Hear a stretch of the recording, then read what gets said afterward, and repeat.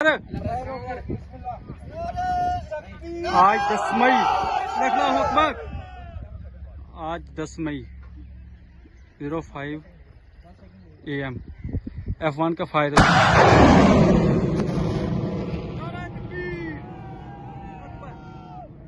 दुश्मन के पर्चे के उड़ा दे।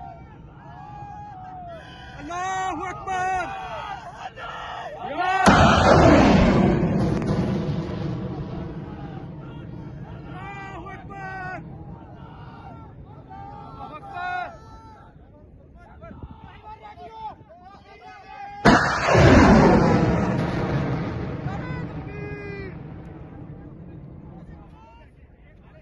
सेव कर लीजिए।